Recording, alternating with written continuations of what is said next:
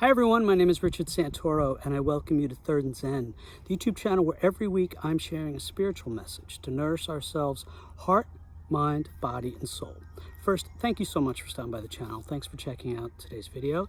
I do hope this video finds you doing well, and I hope you're taking the time, energy, effort, love, patience, understanding to care for yourself, heart, mind, body, and soul. With that being said, let's just take a moment and prepare ourselves for today's message. Take a nice deep breath. That feels good. It's so nice out. Such a beautiful spring day here. It's got that little bit of crisp coolness in the air, just enough for you. It's warm, but it's cool, and it's just nice. So wherever you are, maybe take a breath or two.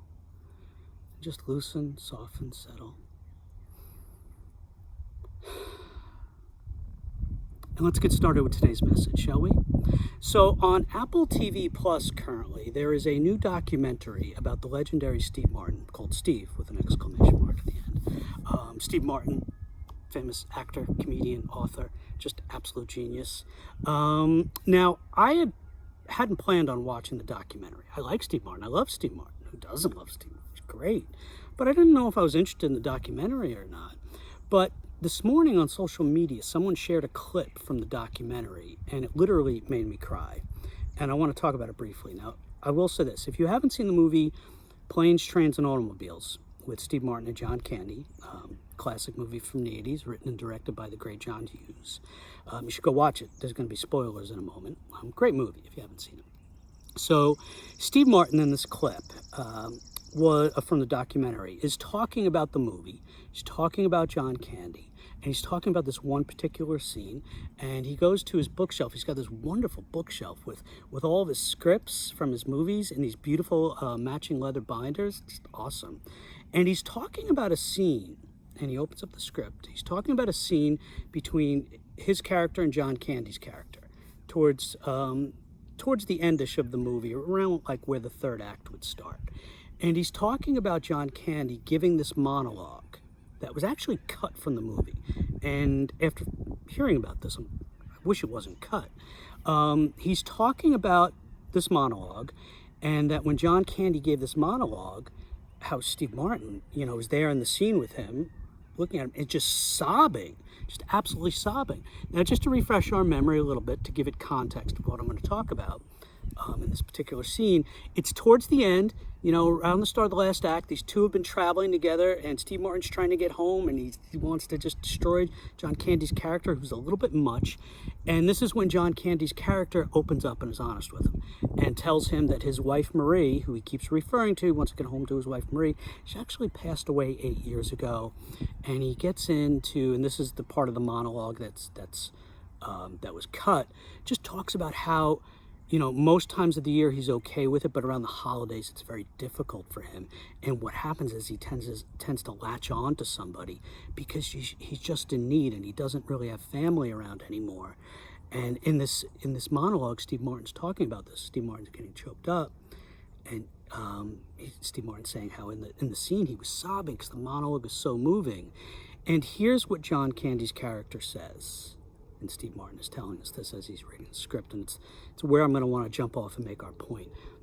John Candy's character says, "I don't get to give any of myself to anybody.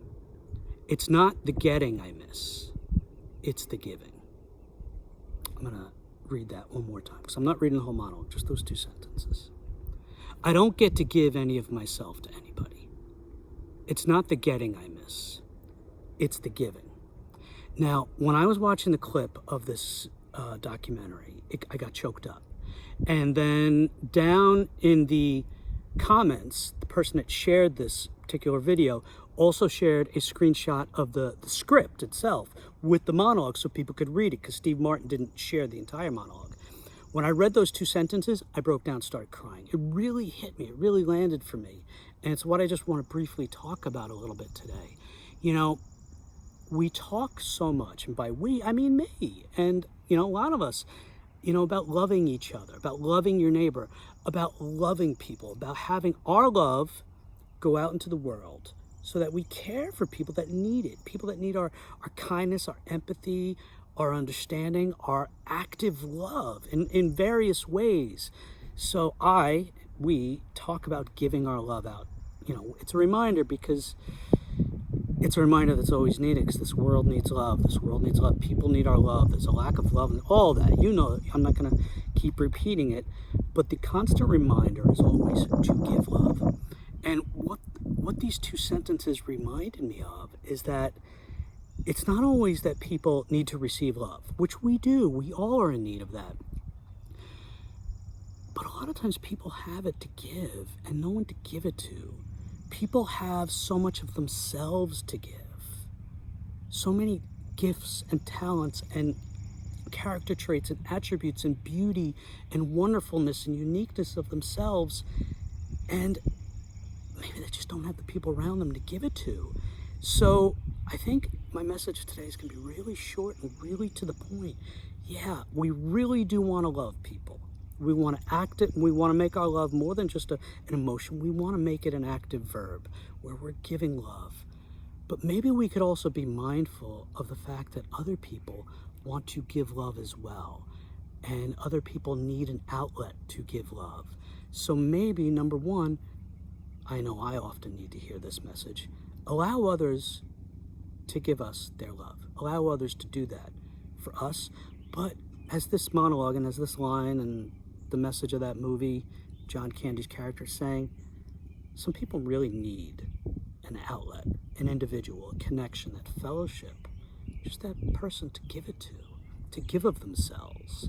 It's not the getting I miss, it's the giving of themselves, not just love. I know I'm centered on love, and I tend to lean into that with these messages, with my messages. But people want to give of themselves. They want to give of their gifts. They want to give of their spirit, their heart, their mind, their soul. It's hard to just live in a vacuum, just ourselves. We need connection. We need individuals. We need people. We need to be able to give of ourselves. So maybe, again, to repeat myself, going forward, we could be mindful of that on people's journeys, they need to give of themselves. So we can allow that. And there's my message. Allow people to give of themselves. Let us be the outlet for people, because some people, it's not the getting that they miss. It's the giving that they miss. Thanks be to God. Amen. Okay, my friends, I want to thank you for stopping by the channel. It was a short message today, coming a week off a very, very long, in-depth Bible study message. The link is in there for that if you want to check it out. But today was just a short message. I saw this clip, moved me to tears when I read that line in this little monologue, and thought I would share those thoughts. Anyway, I wish you nothing but love and peace and fellowship with God on your journey as you go forward. I hope today's message in some way, shape, or form was fruitful for you. And I love you. I thank you for being here, and I wish you peace. Have a great day. Have a great week. Have a great journey. Ciao, ciao.